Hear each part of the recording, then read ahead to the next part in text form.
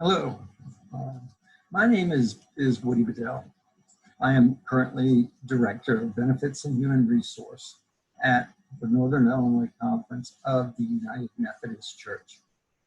But because I've kind of been around so long, I've had opportunities come my way that I've taken advantage of. Two of those have been very important.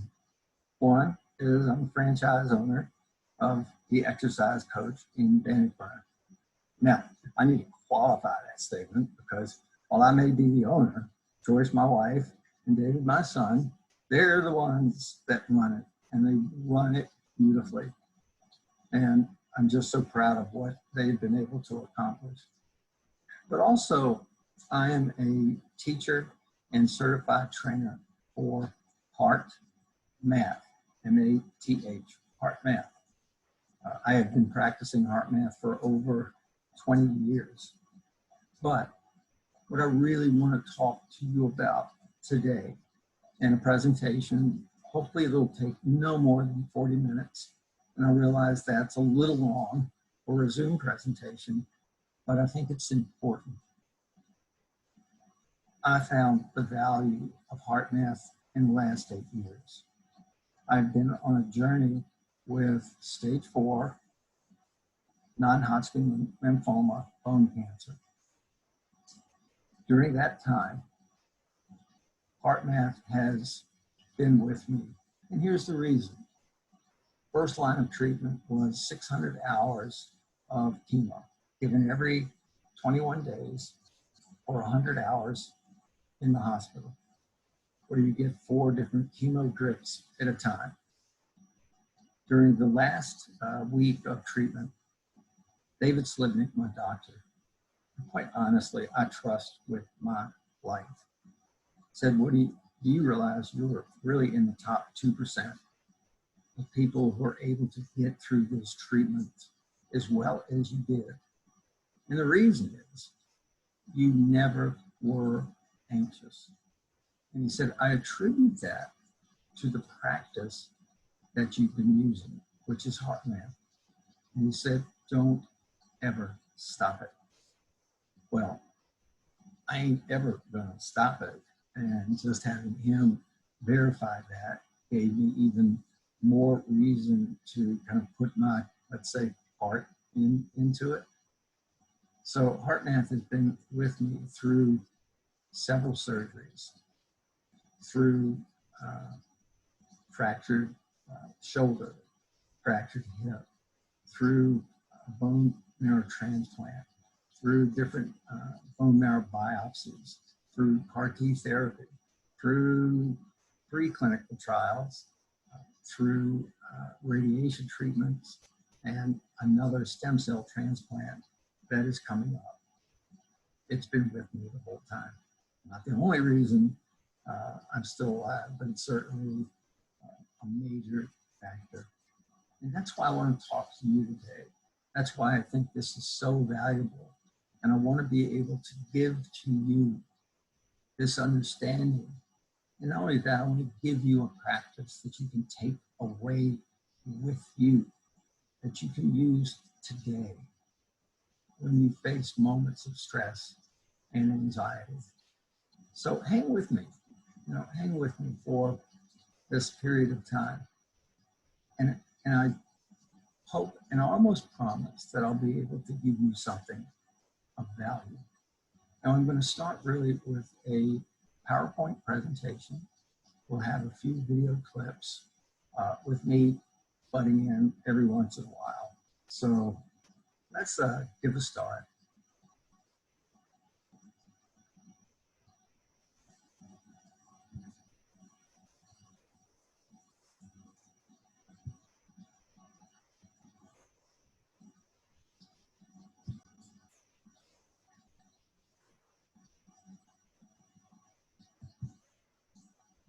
And I thank you for being patient.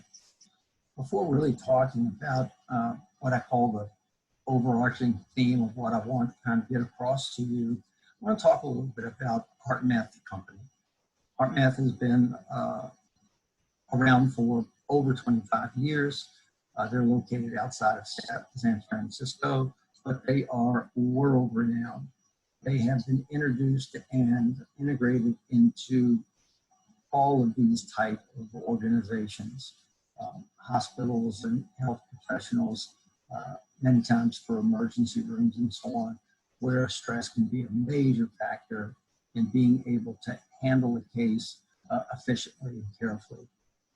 Businesses, police and fire corrections, where police many times are going in, and you'll see an example in this presentation, are going in under dire situations. Schools, universities, and nonprofits like Stanford University. Professional athletes and Olympic teams, where there's a need for tremendous focus and attention on the task at hand. And especially for the military and special forces. Much work HeartMath has been doing is with PTSD and has found tremendous success. They have been introduced into many different renowned magazines such as Harvard Business Review, the American Journal of Cardiology, and Alternate Therapies. This is just a minimal sample of where you'll see not only their research, but other research by others, by third parties. You'll see clinical assessments, and you'll see the third-party peer review of much of the work that they've done. I give you this because I want you to know that what HeartMath is presenting is validated by science and medical research. But I would also say that it is validated by our own intuition. And I think in one of the clips, you'll get a sense of what I'm talking about, in the sense that our intuition may be more intelligent than much of the science. In other words, science has to catch up. And you'll see in a way that's what's happening. What should you expect when we finish this 40-minute presentation? What I hope is if you take the practice away with you, here's what you should expect in the short term. You should be able to reduce stress and anxiety in the moment that it occurs and you feel it. You should be able to stop it with this practice that I'll teach you. Now, I can't, give you the long-term answer now. This is up to you. But through intent and through practice, you literally can create a positive shift in your behavior that will lead you to an inner and outward wholeness. I can only use myself as an example. I am by far a physical wreck, where that used to be my greatest strength. But from a standpoint of health, I feel that I am healthier now than I have ever been. Not physically, but emotionally, mentally, and spiritually. So I want to go back to this lead. Practice, and excuse me as I take a liquid in order to try to be able to speak more clearly. But if intended to practice, HeartMath can provide you this state of calm awareness. And just imagine having that state. What would that be like as you go through your day? How would you feel? How would you respond to others? And more importantly, how would others respond to you? I guarantee you it makes a difference. And it all really builds off of one thing. And it's this amazing power of the heart. This ability of the heart and brain to be able to communicate to each other through varying emotions And it is the heart that is signaling to the brain much of what the brain needs to know in order to make an appropriate response. The heart is far more than just an organ that pumps blood. And I think you see in this next video exactly what I'm talking about. So I'm going to share again. And I do want to check it. I'm going to share again.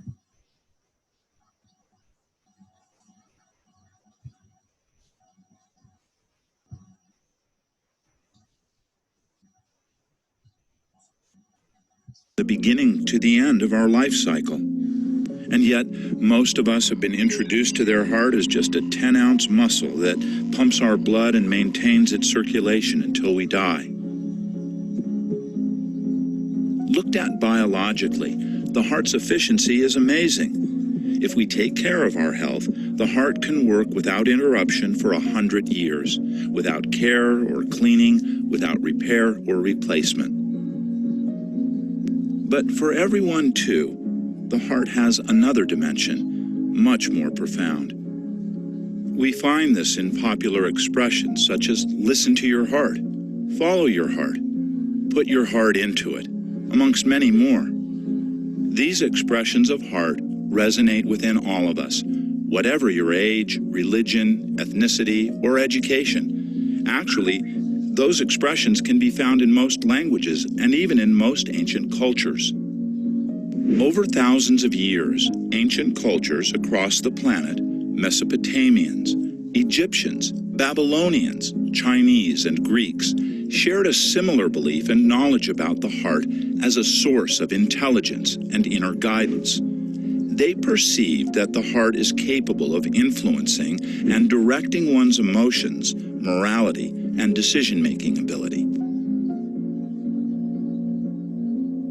Modern science is showing us that what has been said for thousands of years is true. We now know the physical heart is an information processing center in the body, sending important signals to the brain and the rest of the body. It has a complex nervous system called the heart brain that talks to your head brain. It produces a powerful electromagnetic field that is imprinted by your emotions. Our heart influences everything from the way we feel to the way we interact with others, our brain function, and our health. Yes, your heart at a biological level is talking. The question is, are we listening? The heart's intelligence is not just physical. It encompasses some of the highest qualities we have as humans. Many of the highest quality feelings we experience are associated with the heart. They would include emotions like appreciation, care, love, kindness, patience, and compassion. Their transformational value is born from our energetic or spiritual heart, which affects the physical heart's information. The heart is also associated with a deeper source of wisdom, an intuitive knowingness that bypasses normal, logical, linear thought patterns. This is often called the voice in the heart and known to support us with much better choices and direction throughout life's interactions. Our heart's intuition is the voice of our true, authentic self. When we're in connection with that part of ourselves, that's when we're able to move beyond our limitations and accomplish things that can surprise us.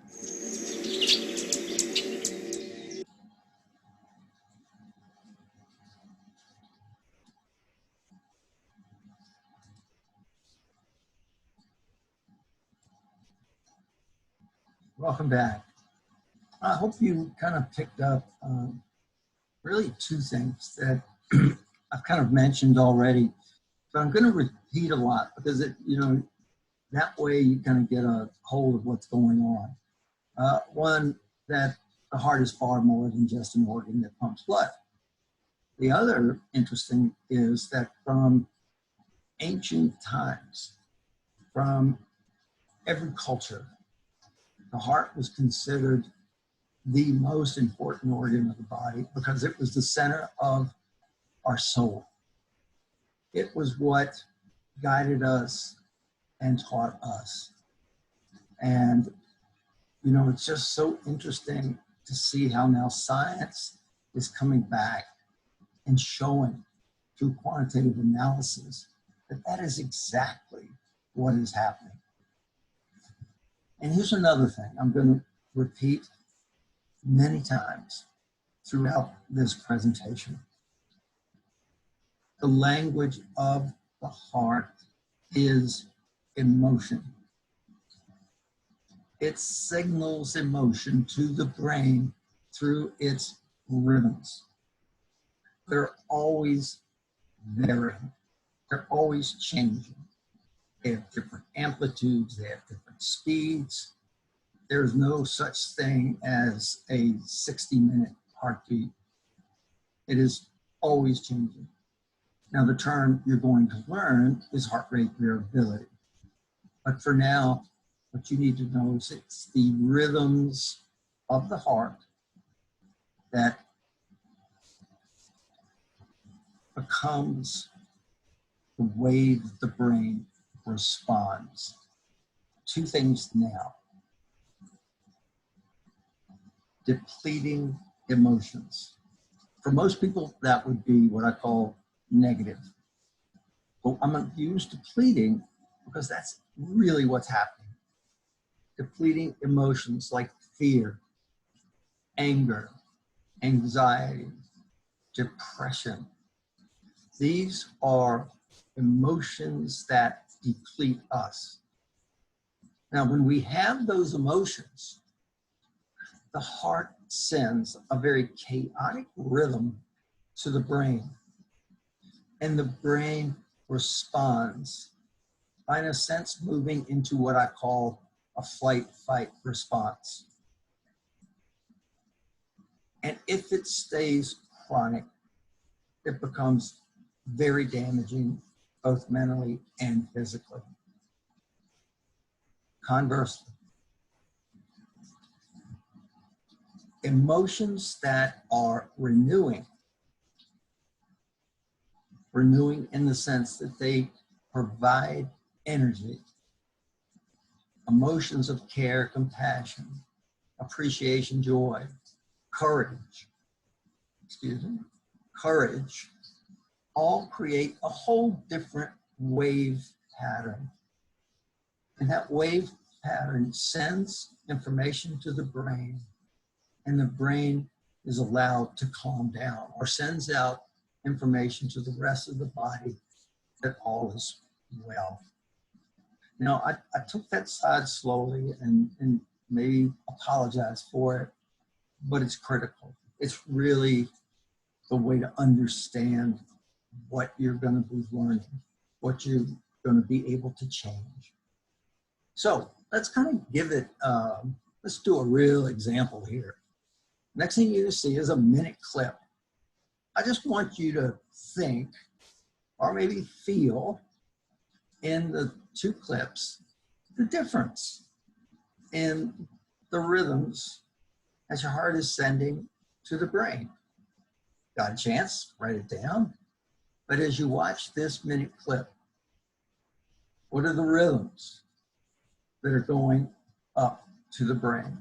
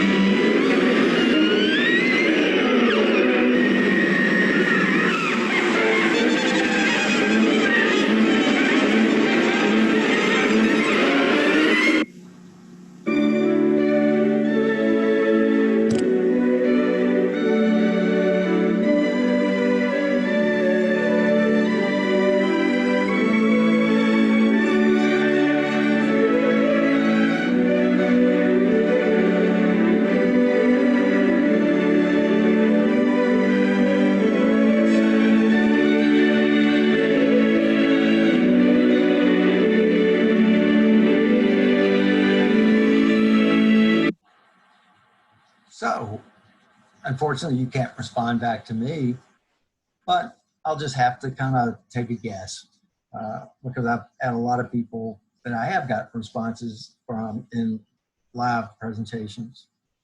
I would expect that in the first clip at 30 seconds, because of the non-music, that your heart rate may have sped up. It may have skipped a little bit, but I suspect you felt emotions of anxiety and maybe a little bit of fear. It's interesting, that is the same cab ride I would take from LaGuardia to what I call the place I work near, Columbia. And when I first did it, and not being used to New York, that's kind of the way I felt. But as I got to learn the beauty of New York, my response was very much like the second clip. So in the second clip, I would again suspect that your heart rate slowed down and that you felt calm, at ease, you know, and so that is something real that is going on inside of you. So the question is, what are your emotional soundtracks? What are they consciously? What are they unconsciously? Consciously, especially in the weeks that we're facing now, I suspect consciously there are emotions of anxiety and uncertainty. The unconscious track is more important because it can be chronic. And here is really where emotions create problems for humans. And that is because we have evolved and because we have a neocortex, we have the ability to remember, and we have the ability to see, quote unquote, into the future. And because of that, we're able to replay what I call fearful moments, or we're able to foresee what we think may be an anxious moment. And when we do that, the brain responds exactly the same way as if it was an external threat. Therein lies the reason for so much stress-related illness in the US and in the world today. So that what we'll attempt to do is, how do you change no music, chaotic sounds into a fluid, graceful music pattern? And it's interesting, you can measure this. This can be measured. And I'm going to show you two right now. Here is a husband and a wife. The husband comes home from work, and it appears that his heart rate is around 60 beats a minute. Looks like some type of argument or comment, you know, gets under his skin, and he gets angry. Then they get involved in a pretty long, I would say, argument, because his heart rate is up around 150 beats a minute. It also appears that after about 20 minutes, the argument ceases. Let's say the man goes off into the den, sits in his chair, turns on the TV or something. But notice what's happening. His heart rate is still up around 100 beats a minute. This is depleting.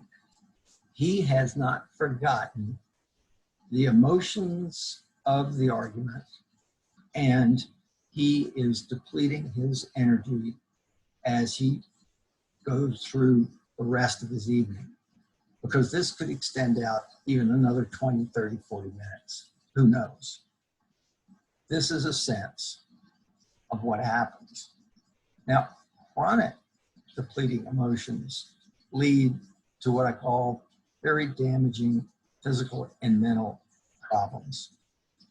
Emotions such as fear, frustration, impatience, and anger, which are all depleting emotions, release stress hormones like cortisol, which we'll talk about a little bit later.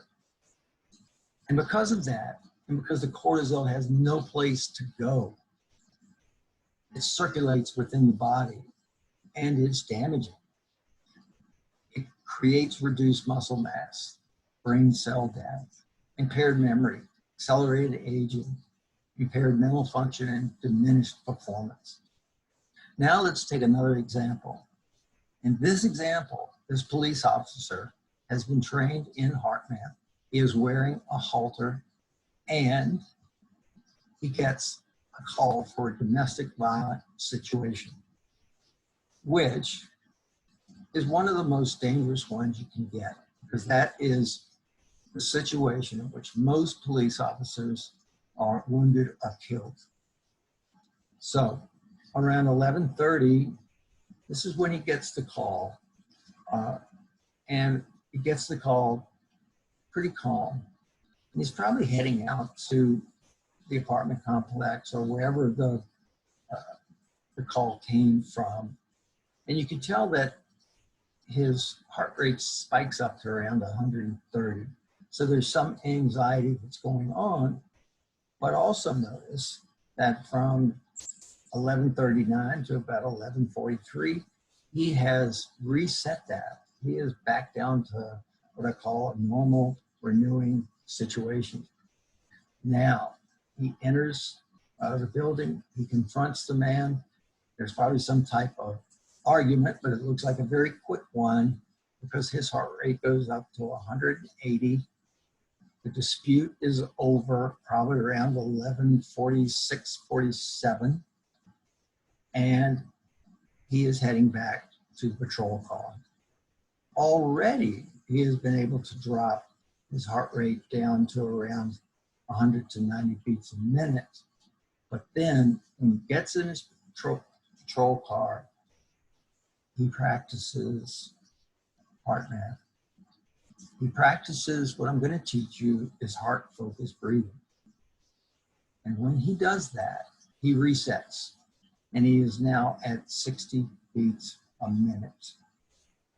He is now renewing energy. He is now in a anabolic state, renewing, as opposed to a catabolic state, which is depleting. So it all comes down, as a result of renewing emotions. Now, this is what I talked about at the very beginning. Imagine if you could carry throughout the day emotions like this. In other words, these are your first responses to almost any situation. These are all clinically proven results as a result of being able to what I call create renewing hormones like DHEA and oxytocin, increase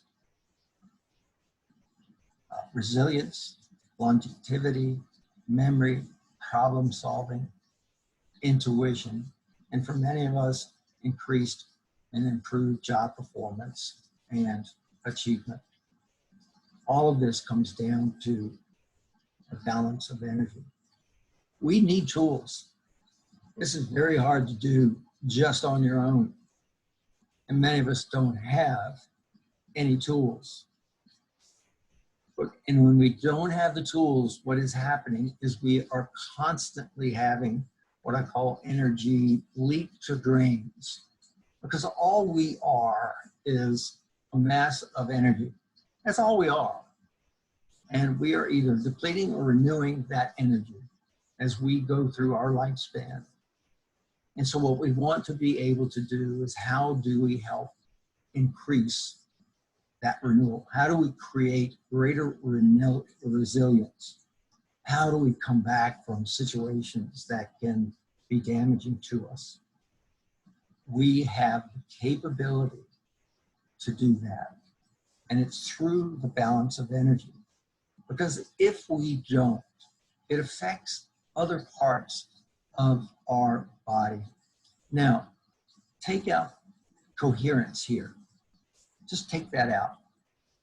And imagine that you are in a state of physical depletion. So you are completely exhausted. Now, kind of imagine how that would affect these other areas. And I suspect mentally, you're probably a little foggy. Now, you probably still know what 2 + 2 is, but I suspect foggy. Emotionally, you're probably short. You could probably, through language, be very curt with someone. So emotionally drained. Spiritually, a little bit bigger issue, but maybe a sense of isolation, a sense of loneliness. Now, imagine by being able to practice heart qualities, which we're going to talk about in just a moment, that you were able to kind of create this renewing energy in all of these areas. And you would do that through 1, being aware, 2, being conscious, 3, practicing. Awareness is critical because if you're not aware, again, breathing is an actual unconscious thing. You've got to become aware of your breathing. When you become aware, you become conscious. When you become conscious, you can then take action. When you take action, you can create a new way of let's call it resetting. So it's intelligent energy management is what this is all about. And when you're able to do that, you'll find that these domains of resilience almost overflow. They become places where you find comfort and where others find comfort with you. Now, I mentioned from a physical standpoint, I am a wreck. But prior to what I call this shut-in, I was still able, from an endurance standpoint, swim 2 miles. Not fast, but I could do it. In these areas, I feel like I've been able to incorporate all of them. And this is why I say I feel healthier than I ever have in my whole life. And this is what you want to work for. To do that, here is one practice. It is called heart-focused breathing. It is the foundation to what HeartMath has for all of its practices. It is foundational. And it is simple to do. You can do it anytime, any place, eyes open, eyes closed. So here is the practice. And we'll talk about it a little bit in just a second, but let me now share you the screen one more time.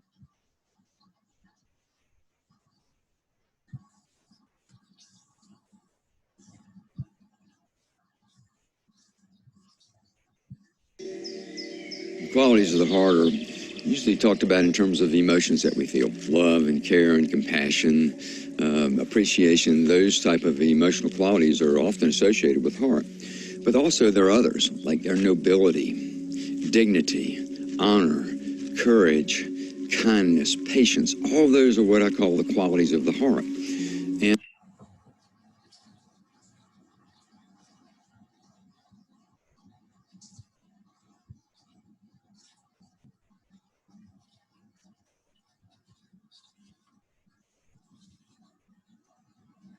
And when we manifest those qualities in daily life, life treats us differently.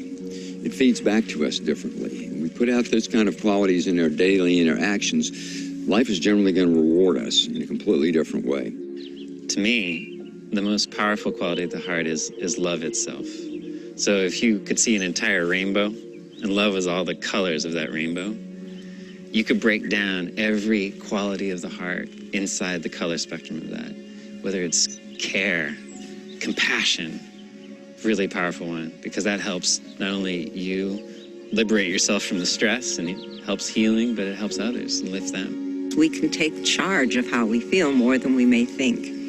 And so learning to connect with these heart qualities, activate them, nurture them, actually send different signals from the heart to the brain that change how we perceive and give us more ability to choose how we respond to situations that are best for ourselves and others. In quality of the emotions we experience, things like compassion, appreciation, or gratitude, just feeling good, that the heart sends a very different type of signal to the brain than when we're feeling stressed, or things like impatient or frustrated, anxious, these types of things. When we're working with the military and things like courage, dignity, honor, those are core heart qualities that help lift them. When I'm working with healthcare, compassion, care, kindness, those are heart qualities that equally lift one's nature. But you just have to be honest with what's meaningful to you. So now we're starting to have a scientific understanding that these higher quality emotions that people have always associated with the heart really do affect the way the heart beats and the quality of the neural signals being sent to the brain, which it then interprets. And so I think it's important to understand that, heart is about a lot of things. Certainly it's about intuition. Certainly it's about the physical heart. But it's also about these amazing heart qualities that lend themselves to providing the richness and fulfillment that we all deserve.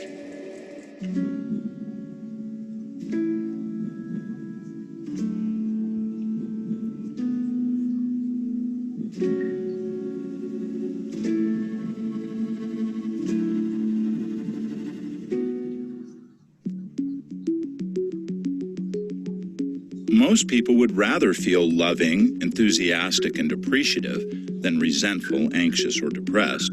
But often the world around us seems to be spinning out of control. And despite our best intentions, it's hard for anyone to maintain their emotional equilibrium.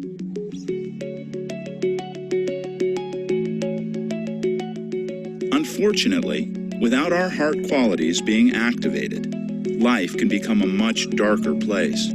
It doesn't have to be this way.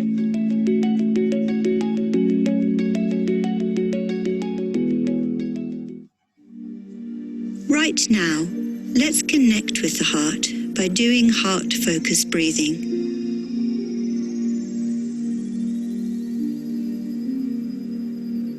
Focus your attention in the area of the heart.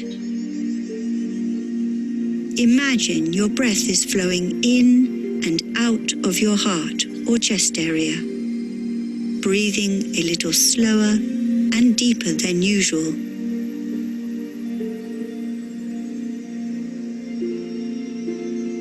Try to feel like the energy up in the head is now flowing down into the heart. Keep your focus there and breathe deeply and slowly in a casual, steady rhythm that feels comfortable to you.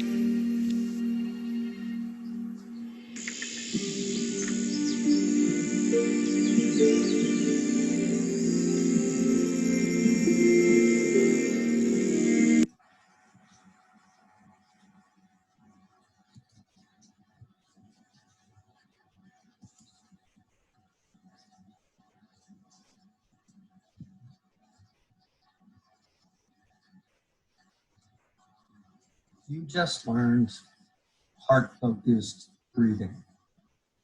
I'd like to add maybe a little bit more detail to that, in the sense that you want to breathe from your diaphragm.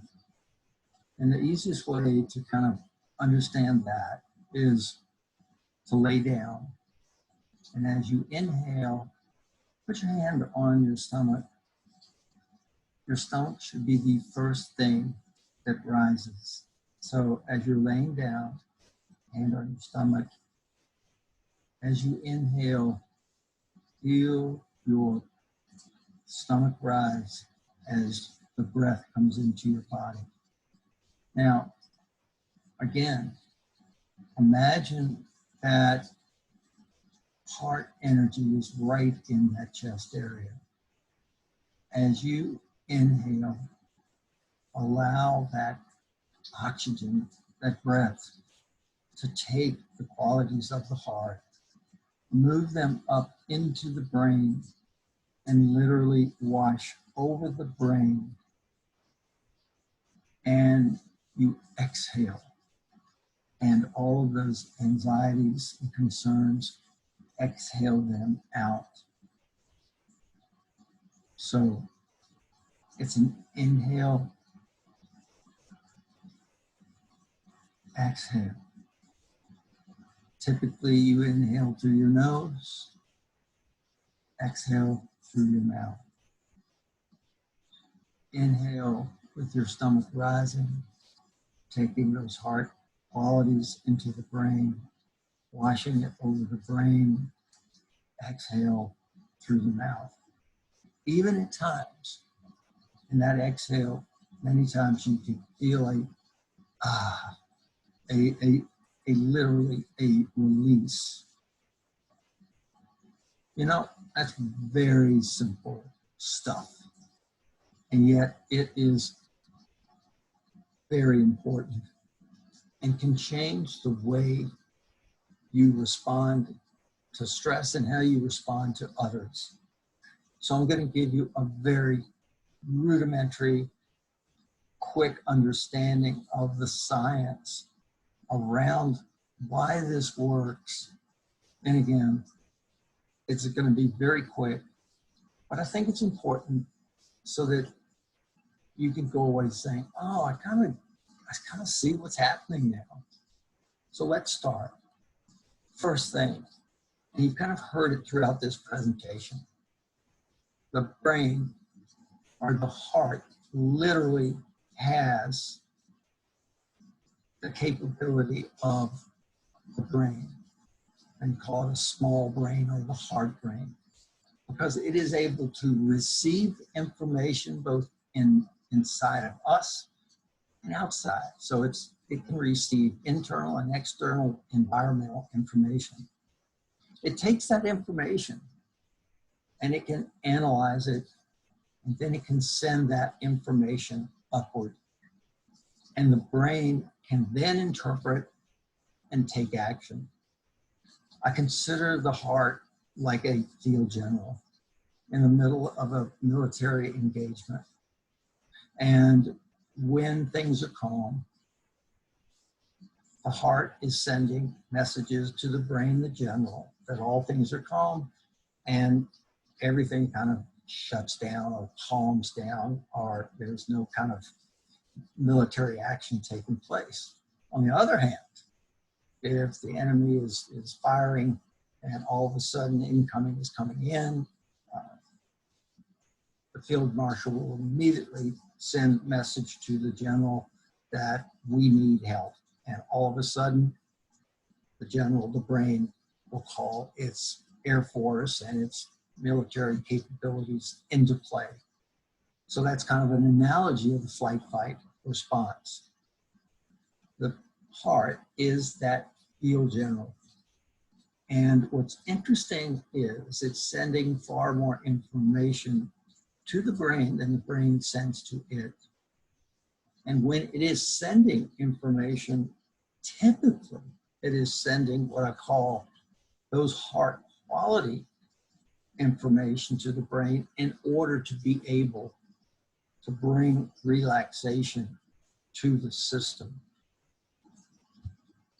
Now, this is what I call the iconic breath that shows you now in a visual way what I was verbally saying at the very beginning of this presentation.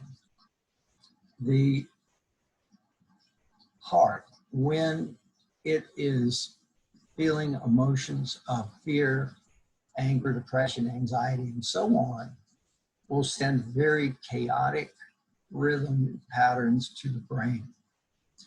And when these patterns hit the brain, they're hitting what I call the midbrain. They're hitting the amygdala. And the amygdala was designed to respond immediately to threats.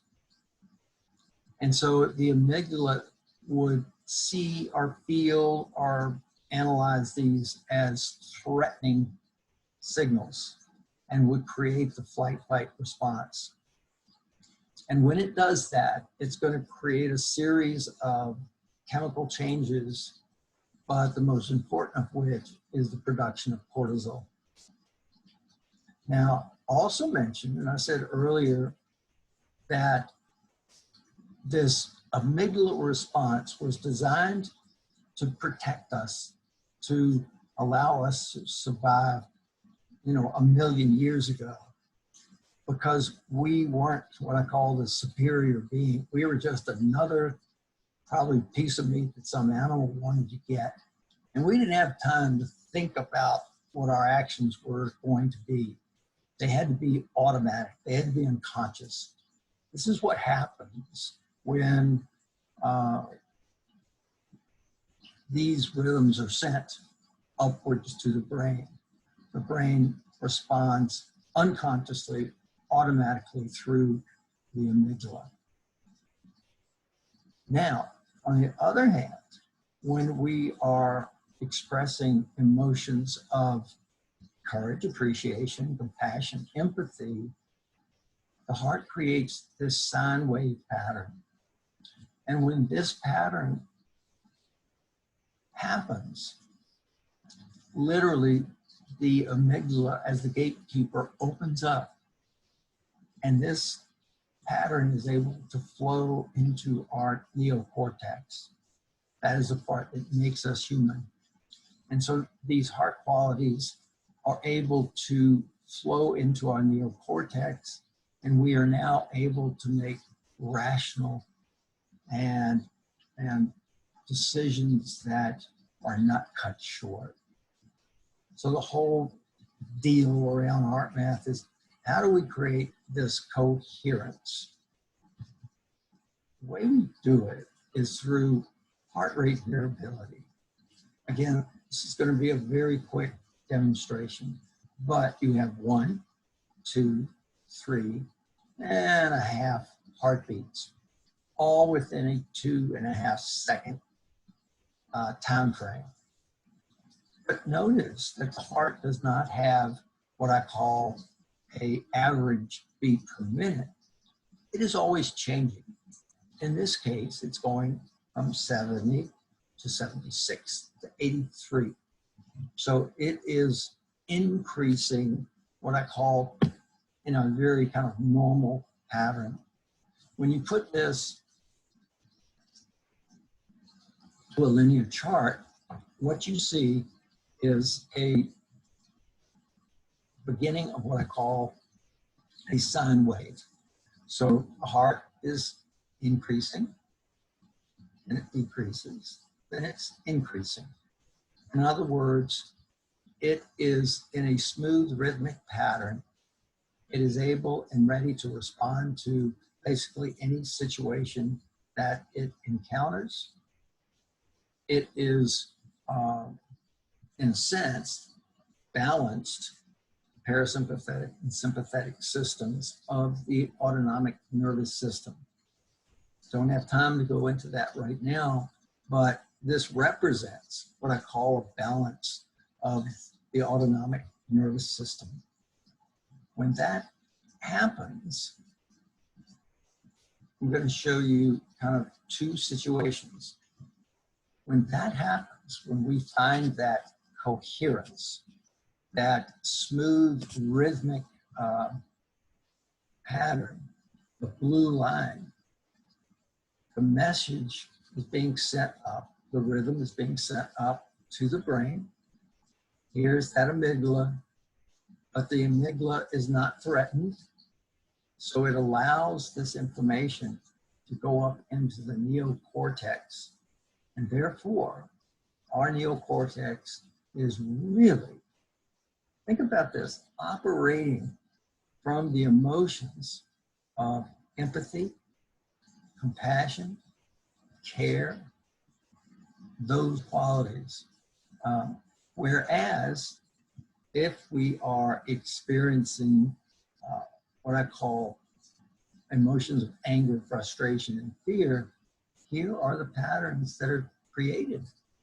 And these patterns hit the amygdala.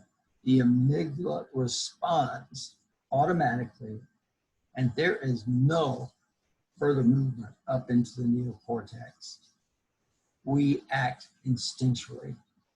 Now, the analogy I give is over here. You can think of the midbrain as a horse. Beautiful because it has allowed us to survive, but very powerful and very strong. Whereas the jockey, a trained person, well, capable around horses, know all their movements, but clearly no match for the horse in regards to strength and size. If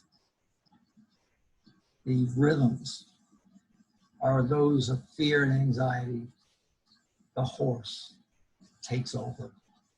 The horse controls. And when the horse controls, that's when we find ourselves saying things that we wish we never had. We wish we'd take them back. We do stupid things. Whereas if we were able to reset and create this pattern of coherence, we would be able to then use our neocortex and say, there's a better response, and I can do it, because you have the ability. And the way you do this is through heart-focused breathing.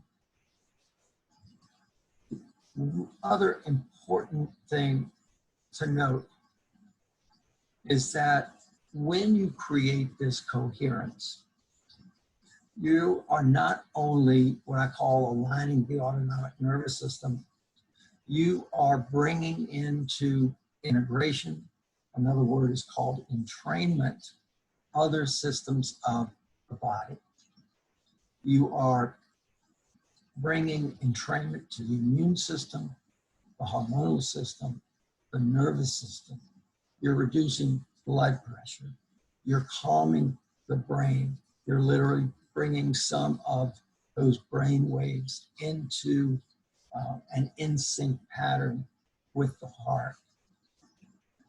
When athletes find themselves in this state of coherence, this is when you hear they're in a state of flow, and in a way time disappears. And I did say that this could be measured. And so the only what I call marketing information I'll give you today is go to HeartMath.com.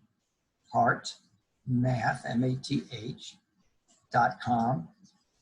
and look at the inner balance. The inner balance is a tool that can measure heart rate variability, but it does far more than that. It tracks it historically. It gives you different levels in which you can improve. It gives you a journeying capability. It can put you in contact with other people that you may want to kind of work with. And that's all I'm going to talk about that for now. But I do want to leave you with, let's say, some practical application that I think will be helpful. First, as you read these outcomes, I don't think in any situation you would not want to be able to have these. Your first step to helping do that is heart-focused breathing. I also want to qualify and say HeartMath is not the end-all be-all. There are many other methods. Breathing patterns have been around for thousands of years. This is not the only thing. I'll always say that if it doesn't become your primary method, you can always make it a complementary one. And you can achieve these outcomes. And I'm going to leave you with these applications. I always do in the morning, get up and practice heart-focused breathing. I also practice quick coherence and freeze frame, which are other practices that we can learn about later. But this is how I prepare for my day. During the times when, especially now, as you're kind of cooped up, you can get very anxious or upset with people. This is when I sit down and shift. I try to move away from that depleting emotion and create this renewing emotion. I try to go to a place where I remember a place I love or a person. I always call it emotional time traveling. I'll always go back to Canada and I'll be on my kayak and I'll just re-experience that as I'm doing heart-focused breathing. And as I get kind of energy during the day, I'll just practice heart-focused breathing. And then, quite honestly, I do it constantly. I do a mantra, and this is because of my religious tradition. It's called the heart prayer, but it's also called Jesus prayer. And so I'll inhale on Lord Jesus, Son of God. Exhale on have mercy on me. So it's Lord Jesus, Son of God, have mercy on me. The other place that I think HeartMath really comes into practice and real helpful is the times when you wake up at 3 a.m. And you can't tell me you don't, because we all do. And when we do, it's really difficult to get back to sleep. So give heart-focused breathing a try. And so I'm going to leave you kind of where I started and why I think this is so important. HeartMath has been one of the major reasons that I'm still alive today. I'm alive because of my faith, my family and friends, my doctor, and HeartMath. I can't give you my faith. I wish I could give you my friends and family. I hope you never need to use my doctor. But David Slipnick is the most wonderful man in the world. But I can. And I love being able to give you just a little bit of this HeartMath. So please, just practice heart-focused breathing. Allow it to engulf you. Allow it to calm you. And have a great day. And I thank you so much for giving of your time to me. Thank you very much.